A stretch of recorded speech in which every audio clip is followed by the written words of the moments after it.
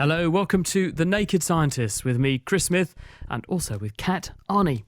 This week, why pregnant women might be at a higher risk of car crashes, a new astronomy system that can actually see planets orbiting distant stars, and why octopuses don't tie themselves up in knots.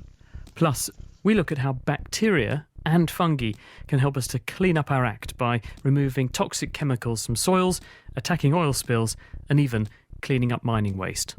The Naked Scientists podcast is powered by ukfast.co.uk.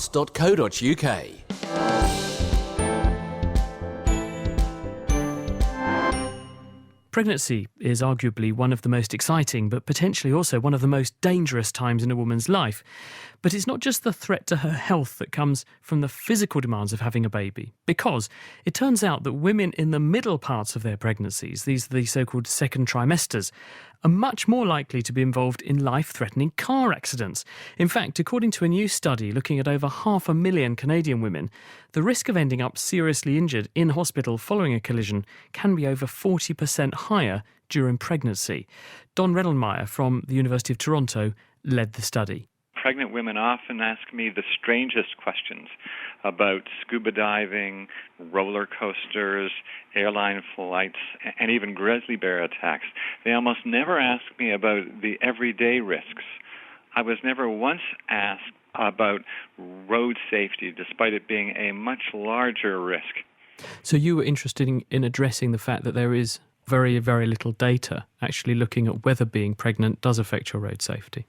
Absolutely right. Standard prenatal care guidelines are virtually silent about the importance of road safety, and that includes guidelines in the United Kingdom, the United States, Australia, and Canada. And we thought that that was sort of a major omission in the existing medical literature. So what did you do to try to fill that gap? How did you approach that?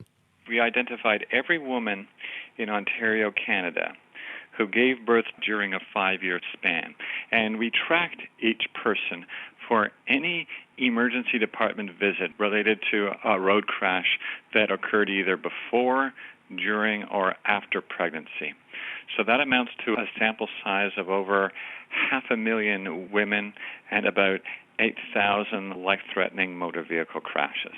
And that study design inevitably means that because you've got a person who is pregnant when they're having a crash at some points and not pregnant and they might be having a crash, you can directly compare their vehicle accident risk when they are and aren't pregnant. Exactly right, Chris.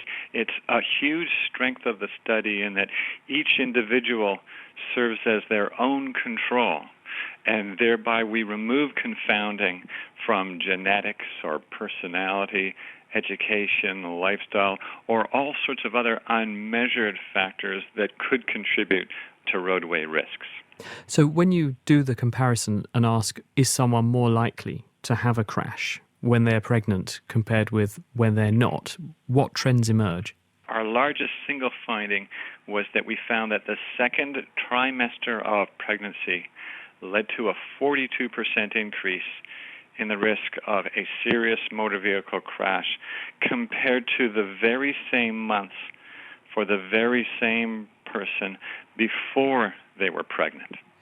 Do you have any idea as to why you should see that profound escalation in risk? And are the numbers big enough to support it? Is that a statistically and clinically significant finding? It's an extraordinarily strong finding from a statistical point of view. It's far beyond any explanation related to random chance. One possible theory is that the increase in risk relates to a combination of fatigue, insomnia, anxiety, nausea, distraction, and excitement that are all parts of a normal pregnancy and yet could contribute to driver error. Why do you think there is that hotspot in the second trimester of pregnancy? Why not right at the beginning, or people might think more obviously at the end of pregnancy when people are really quite encumbered by, in some cases, a very big belly, in some cases with twins in there? I think that the accentuation in the middle trimester occurs because that's when women are usually feeling at their best. That's when they are trying to make up for lost time in the first trimester, as well as get everything done possible before the baby comes. So that there's a lot of rushing around And there's also potentially a false sense of security in the middle months that leads individuals to potentially lower their guard. And when you look at the sorts of accidents that the women are involved in, is there any sort of blame attributed there? Can you see whether they're no claim or it's that person's fault, it was the other person's fault? Who is causing these accidents? We don't do any at-fault analysis. So it might be that pregnancy merely impairs a woman's ability to avoid a motor vehicle collision that was set up by somebody else. It's interesting because people have looked at people's cognitive performance during pregnancy. They've even looked at people's driving performance, albeit using a simulator during pregnancy, and they haven't seen these trends or something that would produce such a big increase in risk that you see. So how do you account for that? The past literature about baby brain is really quite controversial, Chris. In community surveys, about 50% of women will describe intermittent episodes of forgetfulness, where they misplace their wallet or they forget about an important appointment. And yet most laboratory studies have not been able to replicate large changes in psychology performance.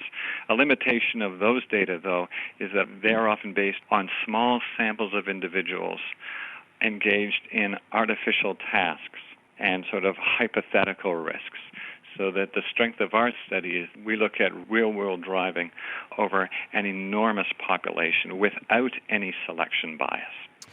Do you think that what you're seeing on the roads could be a proxy for a more general phenomenon? Do you think that there could be more general advice given to women in the second trimester of their pregnancy that they are more likely to have other sorts of lapses or accidents, and therefore they need to be more comprehensively careful? We looked at that pretty carefully in terms of involvement as pedestrians, and we didn't find any increase in risk. We didn't find any increase in falls or poisonings or burn incidents. So instead, the increase in risk is solely isolated to high-speed traffic where a small lapse of attention, 1/10 of a second, could lead to irreparable consequences. Don Redelmeyer from the University of Toronto, and that study was published this week in the Canadian Medical Association Journal. Kat. And staying with pregnancy and also staying in Toronto, a new blood test developed there could help women at risk of giving birth prematurely. Here in the UK, around 7 in every 100 births is premature, happening before 37 weeks of pregnancy. Happily for mums and their babies, medical advances have brought big changes in survival and long-term outcomes for these tiny tots. But it's still difficult to tell whether a woman having early contractions is just having a false alarm or is actually about to go into labour and needs urgent treatments such as steroids to help the baby's premature lungs. Now, Stephen Lai and Jan Heng at Mount Sinai Hospital in Toronto have developed a test that uses the levels of gene activity, that's messenger RNA or mRNA, to spot women who are about to deliver early by looking for genes linked to inflammation, which is part of the natural birth process. But what are the limitations of the current tests for early delivery? Stephen Lai. Some of them rely on clinical parameters, most notably the uterine contractions, the length of the cervix, how open the cervix is. And there are some biochemical tests.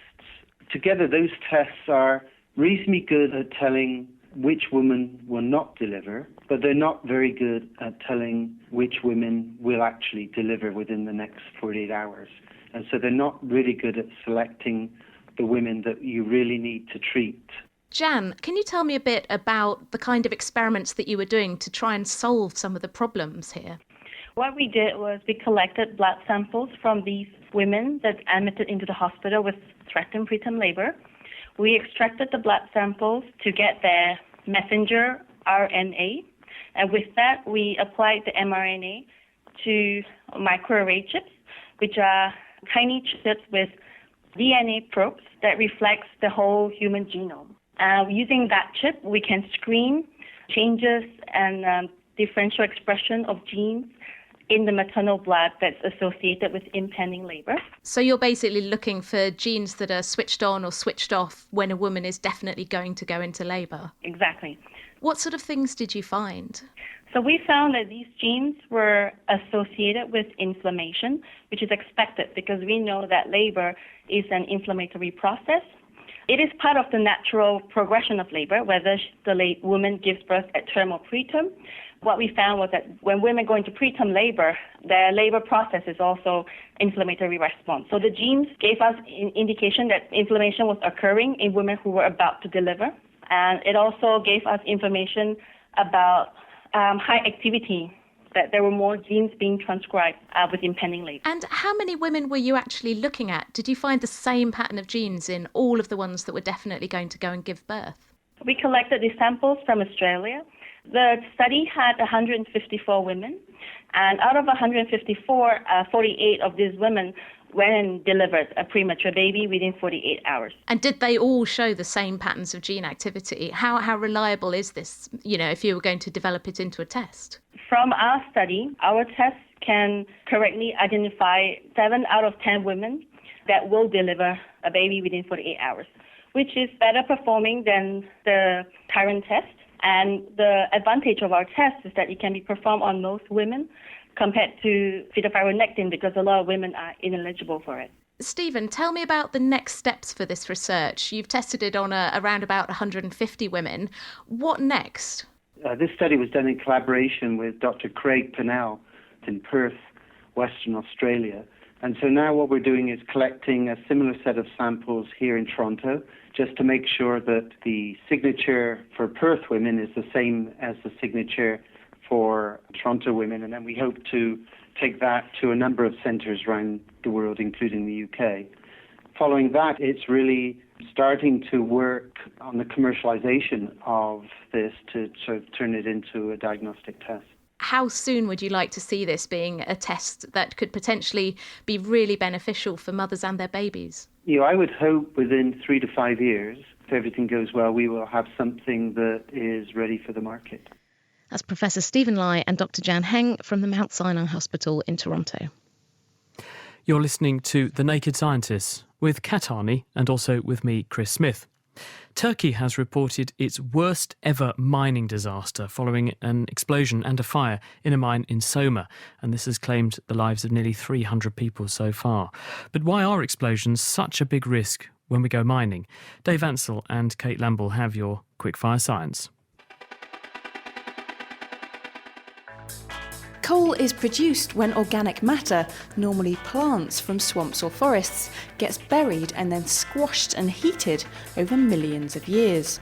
This causes the organic matter to break down. Elements like hydrogen and oxygen are driven off as various gases, leaving the carbon which forms coal. These gases can be trapped in pockets in the coal, but millions of years later, as the mining process splits the rocks apart, gases can be released once again. These gases can include carbon dioxide, the poisonous gas hydrogen sulfide, and methane, also known as natural gas, which can explode when mixed with air. Methane used to be known as fire damp and was particularly dangerous for miners in the 18th and early 19th centuries, when the only source of light was from candles, which could ignite the gas. Miners used to use canaries and other small birds to detect asphyxiating and poisonous gases, as they would succumb before humans were affected. But methane could reach explosive levels without affecting a canary. To solve this problem, the British chemist Sir Humphrey Davy invented a safety lamp after he discovered that a flame wouldn't pass through a fine metal grill. This meant it was possible to burn a candle in a metal gauze tube without igniting any gas outside. Davy also found that the flame would change colour and shape depending on the gases in the atmosphere, so he could detect a dangerous situation. Even the coal itself can be dangerous to miners, because if coal dust is fine enough, it will burn very quickly and effectively explode. Any explosions in mines can also make the environment more difficult for humans to breathe, because a limited oxygen is consumed. Even more dangerous is the carbon monoxide produced by burning fuel without enough oxygen. This binds to the hemoglobin in red blood cells and prevents your blood from transporting oxygen.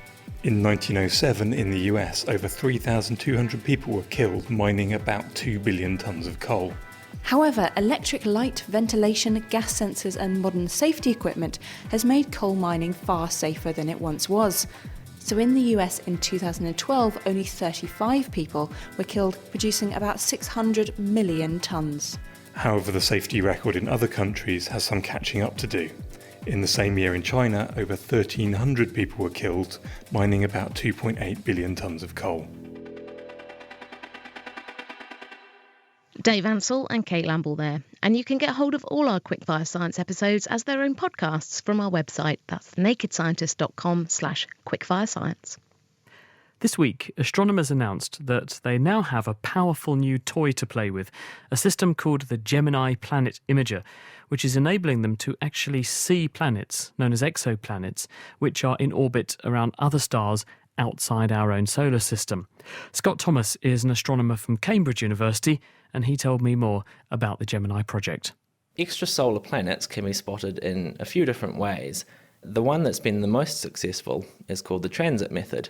Transit being like, you might have heard of the transit of Venus, when Venus passed between us and our sun. Well, this is a similar sort of thing. We look at another star and we wait for the planet orbiting that star to pass in front of the star. And when that happens, the light from the star dims ever so slightly, just a tiny amount, 1%, 2% we're talking about. And so that's how we know that something's moved in front of the star, how we know there's a planet around it. So this transit method has been very successful, and there's a spacecraft called Kepler, which up until it failed quite recently, detected possibly thousands of potential planets around other stars. There are other methods as well. There's the radial velocity method, which is where you watch a star and you see if it wobbles very slightly due to the gravitational influence of the planets moving around it. And I suppose another constraint of these sorts of studies is that they tell us that a planet is there. We can infer from either the way the light changes or the way the star wobbles a bit about what the planet must be in terms of its size and what it's therefore made of. But actually we can't physically see it, can we? Exactly, and when people hear about the way that planets are discovered, I mean, the first thing you would think is, oh, we see it on the sky, but that's just not the case. However, the Gemini Planet Imager are actually able to directly see the planets. So they're able to look at the sky, look at a star, and produce an image with a star in the middle and a little spot next to it. And that little spot is the planet. Is the difficulty that the star you're looking at is 1 billion times brighter than the planet? That is one of the difficulties, definitely. So this instrument uses what's called a coronagraph, and a coronagraph is basically when you block out the light from the star, you put, not quite a disc of paper, but you put something over the image of the star to leave only the space and the planet around it. Sounds pretty easy. Why is this a paper published in an international journal this week? Well, because there's a lot of engineering that goes into this. In fact, the issue of the star being 1 billion times brighter than the planet is not the only one. In order to be able to see the planet, the distance from the star we're talking about here is what we call an arc second. An arc second being a very tiny unit of measurement, 1/3600th of a degree. And I think in order to see a planet at that distance from a star, it's like trying to see a human hair perhaps at the end of a football field. So you're dealing with very tiny distances. At these distances, we have trouble with things like atmospheric turbulence. So any sort of heat, any sort of cloud, anything that's going to distort the air between us on the ground and space where we're looking, that's going to make it difficult to separate the planet from the star. So with that in mind, where is the Gemini platform? The Gemini instrument is on a telescope in Chile because the high deserts there mean you get a location that's very cloud-free, very clear atmosphere. In fact, it's on a telescope that was already there. I think this is an important distinction to make because when we build a telescope, it's a significant investment in money, engineering, and so we want these things to be like Swiss Army knives. We want them to do as much as possible. So we'll build a telescope, but we'll make it capable of having several different bits that can be tacked onto the back. It's like if you had a digital camera and you could leave the lens in place, take off the back and replace it with a new camera. So this new camera in this case is the Gemini Planet Imager. And what is it delivering? They've turned it on this week. What does it look like it's going to do? The press release this week is about an image that they've taken of a system called Beta Pic. Beta Pic is a star. The beta means it's the second brightest star in the Pictoris constellation. Beta Pic has a disk around it, and in this disk there is a planet called Beta Pic b, little b, because we name planets with letters like A and B, because we're very imaginative as astronomers. And the team behind the Gemini Planet Imager turned on the Gemini Planet Imager, they pointed it at Beta Pic, and within 60 seconds they had an image of this planet. So that's really a pretty astounding sensitivity. And what will being able to see these planets add to what we can currently learn about them just by using existing techniques? If you can see a planet directly, you can take a spectrum of it, and that means that you can split up the light coming from it into all its component wavelengths, all its component colours, and then using that, you can derive some information about what's in the atmosphere. Is there water? Is there oxygen, hydrogen, helium? We see lines in the atmosphere, in the spectrum, that tell us about this. And this is really important because we want to know what these planets are made of. We want to understand something about their chemistry, about how they've formed, and hopefully tie it back perhaps to our solar system as well. Scott Thomas, who's an astronomer at Cambridge University, he was talking to me about the new Gemini Planet Imager, the first results from which were just published in the journal PNAS. And while Gemini is scanning the skies over the southern hemisphere, there is an equivalent initiative called Project 1640 in which Cambridge is involved, and that's scanning the skies over the northern hemisphere. Kat. Now, finally, have you ever wondered how octopuses don't end up tying their arms in knots? Well, Guy Levy at the Hebrew University in Jerusalem thinks he's found the answer. It's a mysterious chemical in their skin.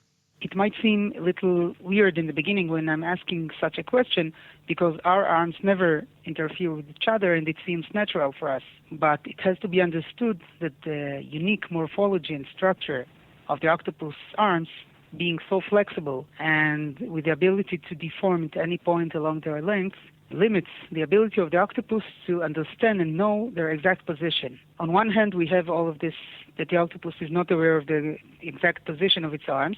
It cannot see them all the time. And on the other hand, it has these hundreds of suckers along each arm that have the reflexing tendency to attach to anything. So you have all these arms going everywhere. The octopus doesn't know exactly where they are. They're covered with suckers that will grab anything. How did you go about investigating how the octopus doesn't tie itself in a knot? So it has to be said that an octopus arm is partially autonomic. That means that an amputated octopus arm, if it's a freshly amputated octopus arm, will continue to live for more than an hour after amputation. And in this time it will behave. It will grab items. And what we did is we tried to put two amputated arms in the same dish. And we saw that they don't grab each other. They would grab almost anything, or let's say anything else, but not each other. And this was the first step to show us that there is a built-in mechanism inside the arms that prevents this unwanted grabbing of each other.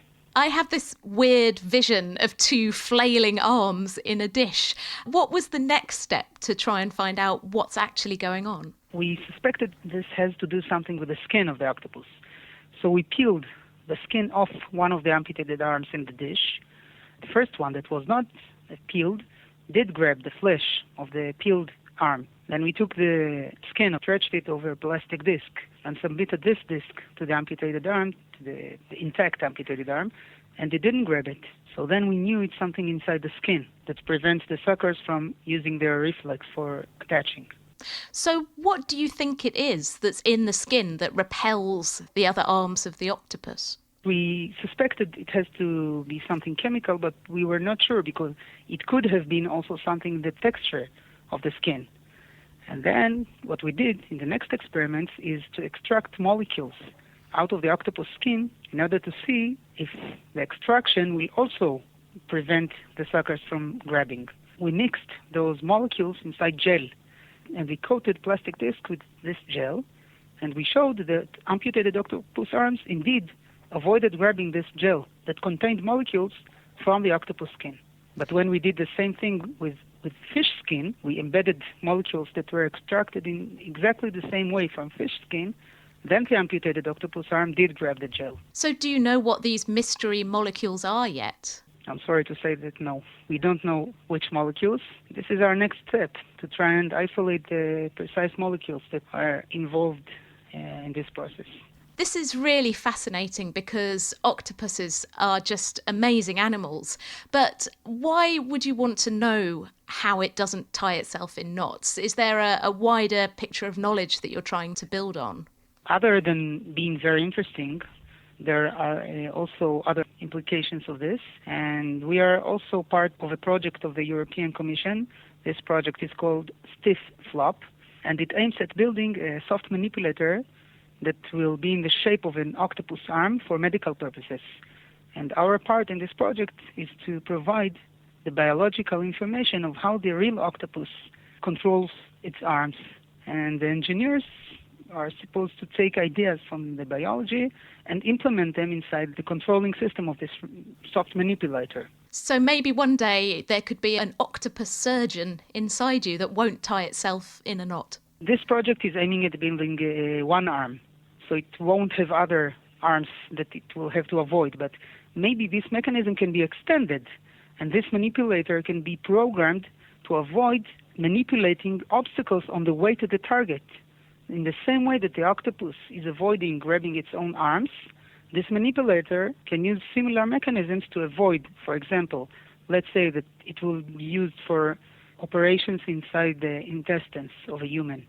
Then it will have to crawl inside to reach the target, and we don't want it to stick to the walls of the intestines on the way.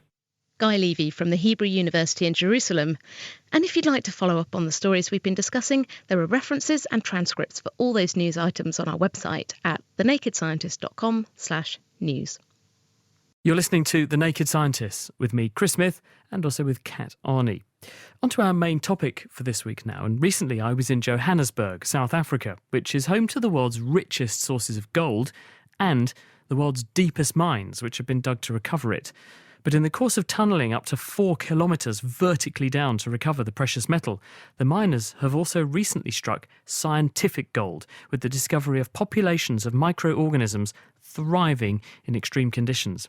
The temperatures down there are up to 70 degrees Celsius, and the organisms survive by breaking down minerals and even living off the radiation given off by the uranium which is naturally present in the rock. So, scientists think these organisms might be useful to help us to extract hard-to-reach ore deposits and even to clean up the mine wastes which have been generated when the gold has been processed. I was lucky enough to be allowed to descend into Sibanye Gold's Driefontein mine with one of the scientists doing this work. My name is Kay Kuloyo. I'm a researcher at the University of the Free State, working to understand the limits of life in extreme environments. We know that we can find extreme life in places like deep sea vents and water sources, and also with that notion that there could be life on other planets. And where are the places that we feel we can have such conditions? It's in the center of the Earth. And mining activities have provided that kind of opportunity for us to be able to access these places. What's been discovered already? In 2010, there was a paper that was published about a worm that was found in fisher water in one of the mines. This is one of the biggest discoveries to date, because before that we only found bacteria, so that gave an indication that there could be different levels of life in extreme environments. When we say extreme environments, where were these organisms found growing? We're talking about in the deep mines, where there's very little nutrients, and the temperatures can go as high as 70 degrees Celsius. So to find complicated life growing at those extreme temperatures in very nutrient-poor environments, it says there's something pretty special about those sorts of organisms. Yes. It means that these organisms have genes that can help them make the kind of food they need. In the absence of sunlight and other sources, they can actually use the chemicals and the minerals to make their own food and survive these conditions. How did they get here? Well, the theory is that over millions of years ago, as the water gradually seeped down, these microorganisms came down with the water and they became trapped here. And over time, they have been able to adapt to the conditions here. How do you know that's how it happened and that, for instance, they didn't just arrive with the last rainstorm? Okay, well, we do isotope analysis to determine the age of the water. And what does that tell you? Well, that tells us that some of the water samples that we've taken here are millions of years ago, and sometimes even up to billions of years old. So if the water's that old, the organisms must have been in it for at least that long? Yes. You've come down here today, the idea is to actually collect some samples. How are you doing that? We have sterile Falcon tubes with us that we always carry, and that's for grab samples. If we find a seepage in the rocks, we can take some of the water samples and then we culture in the lab and see what's in there. Because there's some water dripping down over here. Is this of interest? When we see water coming out of the rock surface like this, it's probably old water that's seeping out. What you see on the surface of the rocks, like the brown color and the black color, we think that's microorganisms that are growing on the rock and also using the nutrients from the water to survive. So over time, they form a film on the rock of different colors, black or brown or white or pink, depending on the kind of nutrients that they're using. Do you have a lot of contamination from microorganisms brought here by us? Yes, because there's a lot of human activity, mining activity around here. Then most times we find microorganisms that have come from human activities, even sometimes common microorganisms like E. coli. So we have to be really careful what we say is originally from the mine and what's from the surface. Should we grab a sample? Yes, why not? Get across the railway tracks without falling in the drainage ditch. So I'm going to open this sterile Falcon tube that I have here. It's about 50 milliliters, and I'm going to scrape some of the water sample from the side and try and scrape some of the brown stuff. Even very little water samples can yield a lot of information about the microorganisms. And with my other tube, I'm going to scrape some of the black color because we think that could be sulfate-reducing bacteria. I don't know if you can smell a little bit of hydrogen sulfide. It does smell a bit sulfurous, yeah. And why do you think the sulfur is important? Because usually what you find in the gold mines is a lot of pyrites and sulfates as well. And that's also associated with the gold. So a lot of times we find sulfate-reducing bacteria. So the bacteria are using the sulfates as a food source? Acceptor, yes. Because they're obviously not able to rely on energy coming from the sun. They have to get their food chemically. From what's around them, yes. You find some of them use the sulfates, some use the iron as well, and some use perhaps the nitrates. And also sometimes they use the radiation. Radiation? Yes, so some of the microorganisms can use the radiation as a source of energy. What will you now do with that? This we take back to the lab and we do two types of analysis. One is to see if we can actually culture the microorganisms in there. Because to grow them? To grow them, yes. You have to recreate a gold mine in your laboratory? We have to recreate the environment here. We're not always successful because these things do not follow the laws of the laboratory. So we go another step further to understand what they are made of using molecular biology techniques. All right, so as well as trying to grow them, you can then just interrogate them genetically, yes. Because sometimes they may not grow, but their DNA will be there nonetheless, and that means you can find them. Exactly. So we use the DNA profile to reconstruct what's actually in there, to understand all the bacteria or the orders of life that are in the samples. What are the implications of this discovery? Well, because of the conditions that we're finding some of these microorganisms in, we are able to use some of these microorganisms for bioremediation purposes. Cleaning things up? Cleaning things up, like acid mine drainage and things like that. So also we use them for green technologies, taking away more chemicals and using biological agents. Also, for instance, microorganisms that we find in high temperature areas, it means they are able to produce enzymes that are thermostable. As the vice president of the company has just pointed out, can you not discover a strain of organism that will eat gold and then poo it out in the right place to make their job a lot easier? Well, that's some of the research that we're doing. We have microorganisms that can bioaccumulate the gold, and then we can extract the gold from the microorganisms. So, as one of them pointed out, that in places where they cannot really reach or are too dangerous, is it possible for us to use microorganisms? That's the next level that we're looking at. We do have some bench scale applications of this where we've seen it happen, not just gold, but copper and some other minerals. So taking it to bigger levels and really showing that it can work is what we're looking at now. Kay Kaloyo from the University of the Free State at Bloemfontein, South Africa. Thank you also to Sibanye Gold's James Wellstead and his colleagues who allowed me the privileged access to get into their mine at Driefontein. We'll also have a programme episode actually coming up soon about the science of gold mining, and I recorded that while I was down there too.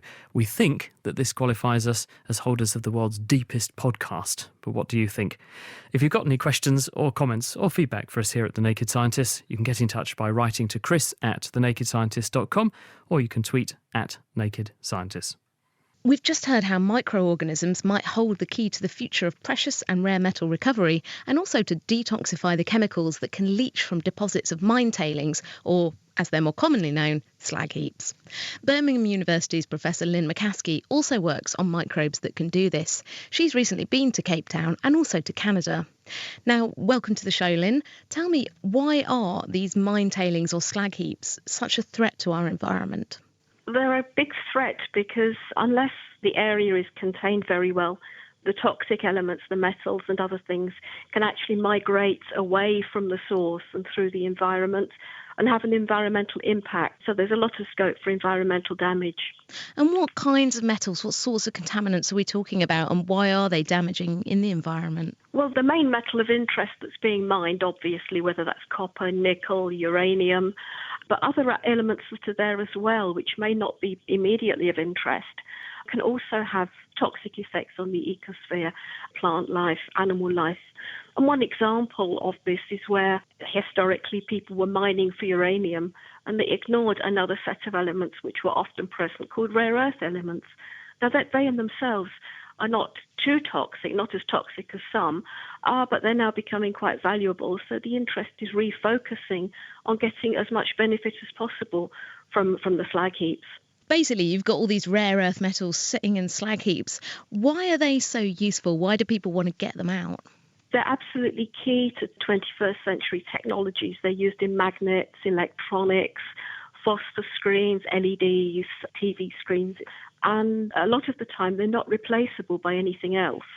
And so as technology is moving forward, we're coming to rely on these elements. And the problem is not that they're rare, they're actually very common. It's just very, very difficult to get them out. And commercial processing is something like 100 different steps. It's very tricky, it's very expensive. It's been developed in China mainly, and so China largely controls the global supply of these elements. And so how are you trying to get these rare earth minerals out of the slag heaps? As we heard on the piece from Africa, some bacteria can actually take up minerals, take up elements. Some will take up gold, some will take up copper, and some will actually take up rare earths. But of course, the tricky part is choosing your bacteria so that effectively you can put them into different pots. You don't want a complete mixture because then you've got the problem of separating them. So I think the future lies in getting separation, getting bacteria to take some and not others. And so where are you at the moment with your research? I mean, do you have some bugs in the lab that can actually, eat specific metals and minerals? We do have some bugs already. But we're just starting to embark upon looking at natural deposits, finding out what bugs are in there. And this story about bugs being found at 70 degrees, way below ground, is so interesting, so exciting, because it's opening up a whole new area of science that hasn't been explored yet. And do you think that there are going to be just naturally occurring bacteria that could be useful for this? Or would you look towards genetically engineering specific capabilities into bacteria? Nature is very clever. Given millions of years, things evolve. Quite often, people will genetically engineer a microbe and then find something else that's engineered itself in the environment. And obviously, there's a lot of resistance still to releasing genetically modified microbes. So by and large, we tend to try for natural microbes where we can. What kind of benefits do you think there could be? I mean, if you could actually successfully get these rare earth metals out? Well, the environmental benefits are obviously strong, but these elements are so valuable and the price is going up. Everybody thinks of gold and platinum as precious metals, but actually we're not short of gold and platinum. There's plenty of that, but we don't yet have the technology to harvest rare earths from the environment in an efficient way that's cost effective. So potentially there's a lot of economic benefit to be gained. And in fact, in parts of Canada, they've got huge areas of tailings ponds where they've taken out the uranium for the nuclear industry, and they're left with huge tailing ponds full of these rare earths. And at the moment, they're seeking exploitation licenses to go back to these historic deposits. I was going to say, it sounds like they're sitting on a gold mine, but obviously it's a rare earth mine. And in terms of just getting the bugs kind of in and out, would you just be taking bacteria out and purifying them, or isolating bacteria, bunging them in there, making them grow, and then taking them back out again? Well, it's a very large problem, obviously. It's not just a small hole, it's a very, very big hole. So it's a lot of technology to be developed to try to make it a manageable size. And part of the bottleneck is it's quite difficult to do pilot plants because you've got to construct a smaller version to try out. And also the actual composition of the material differs from mine to mine. And what kind of timescale, briefly, are we talking about here that you could maybe start getting metals out? What would you hope for?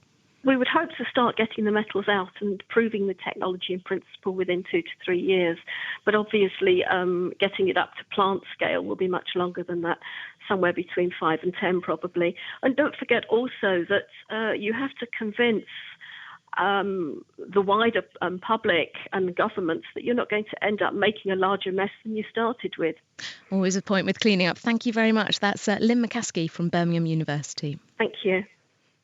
You're listening to The Naked Scientists with me, Chris Smith, and also with Kat Arney. If you'd like to get in touch, you can tweet at Naked Scientists or email us. It's chris@thenakedscientist.com. This week, we've been talking about bioremediation, how bacteria can be used to clean up environmental damage in soils and also mining waste. But can the same techniques be used in the ocean?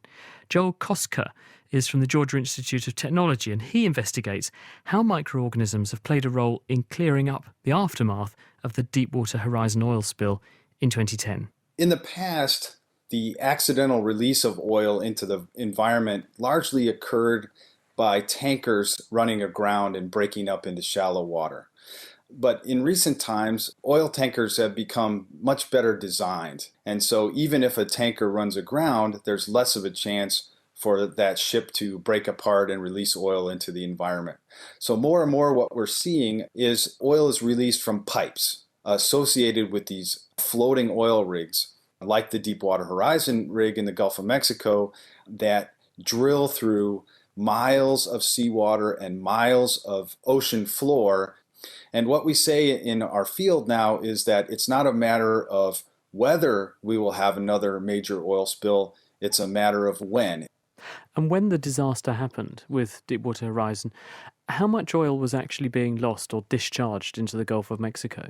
The total oil released was about 5 million barrels of liquid oil, and 1/3 again as much natural gas was released. So we're talking about over 6 million barrels of oil equivalents were released into the ocean. Now, you work on microbes and how they are affected and how they affect oil and water. So when you go and look at a sample of water from the Gulf of Mexico, are the ocean waters richer in bacteria there that will naturally be able to degrade oils?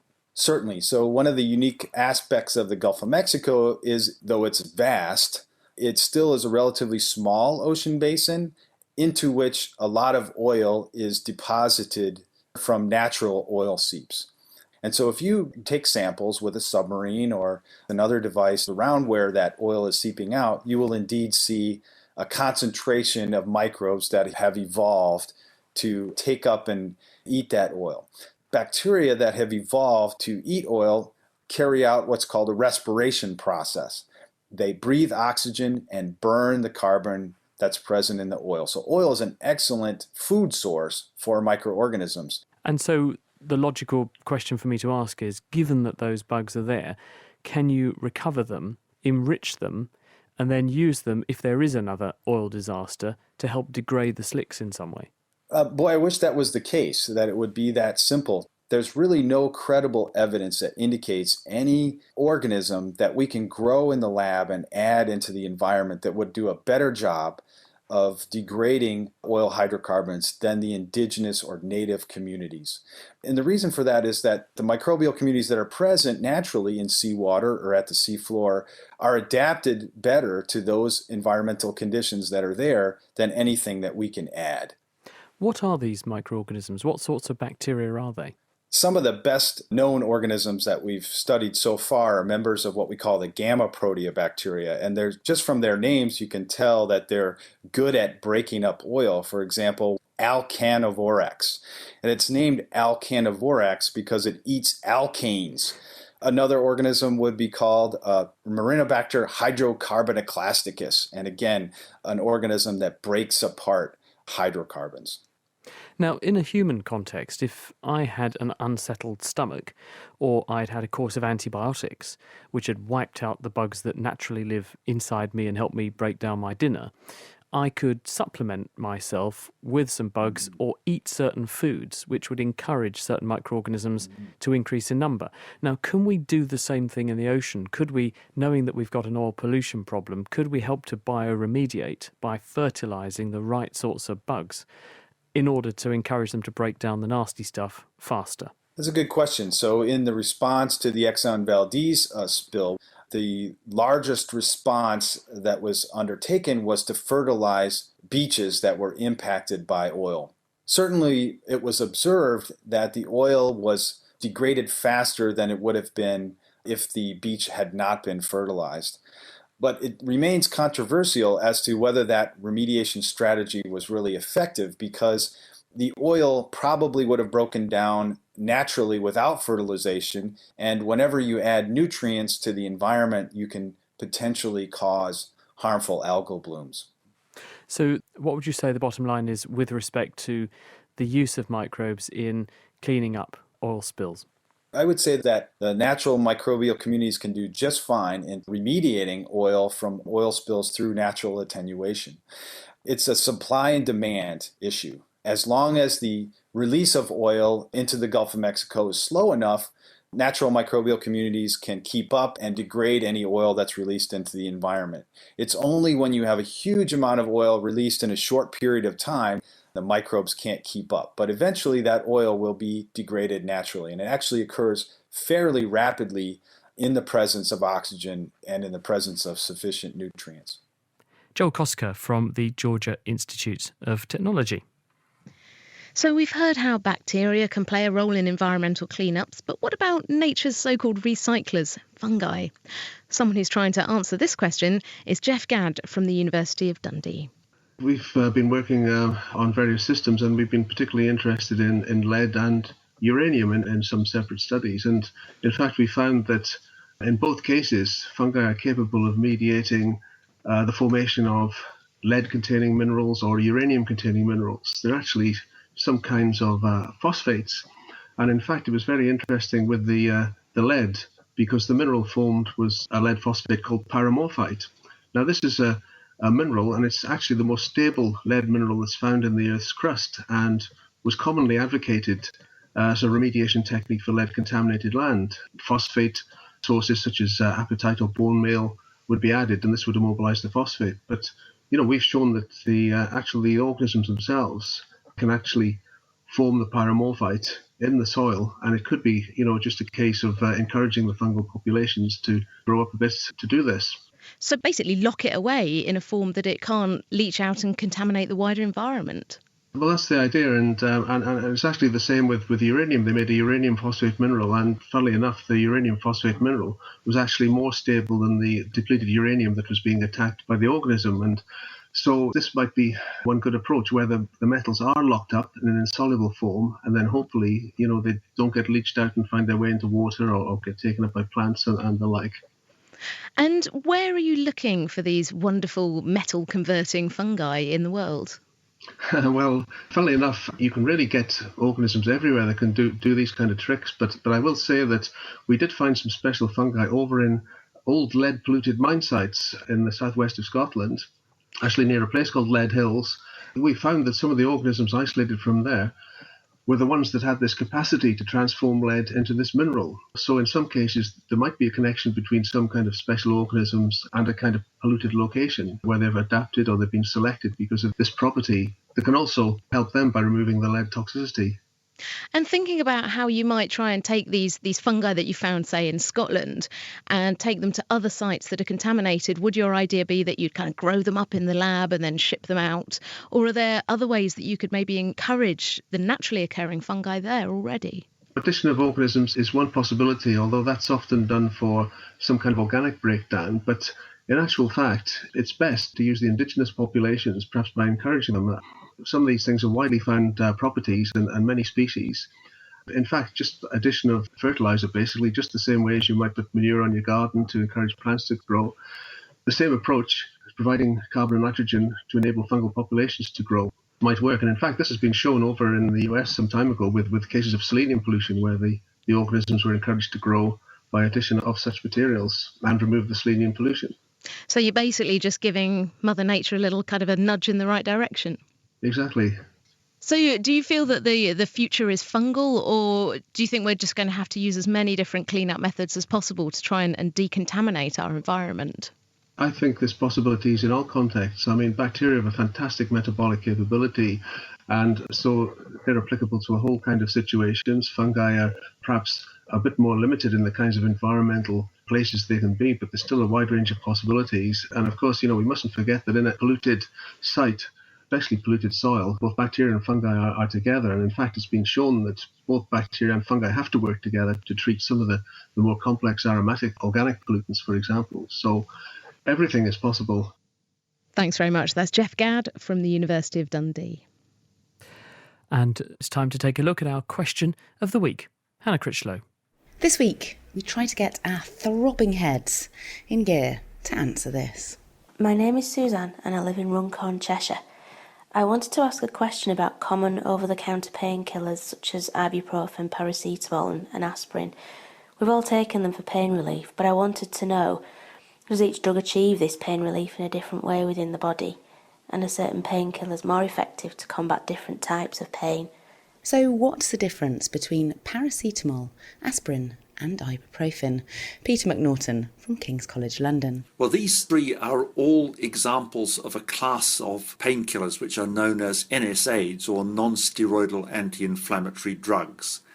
They all are thought to work in basically the same way, which is that they inhibit an enzyme called cyclooxygenase, which produces prostaglandin E2. Now, prostaglandin E2, when it's produced in the periphery, for instance, in response to spraining your ankle, causes inflammation and pain. When it's produced in the central nervous system, for instance, in response to a bacterial infection or something, then it causes an elevated temperature and also commonly headache. So inhibiting PGE2 has an anti-inflammatory action in the periphery and also antipyretic, in other words, lowers the temperature in the central nervous system. Now, aspirin and ibuprofen both work as anti-inflammatories, so they will be good for a sprained ankle, and they also lower a temperature and deal with headache. Paracetamol, for reasons that are not entirely understood, works mainly in the central nervous system, so it's a very good antipyretic. It also is a good painkiller because a lot of pain is what's perceived centrally, but it isn't a very good anti-inflammatory, so it won't cause the swelling of a sprained ankle to go down.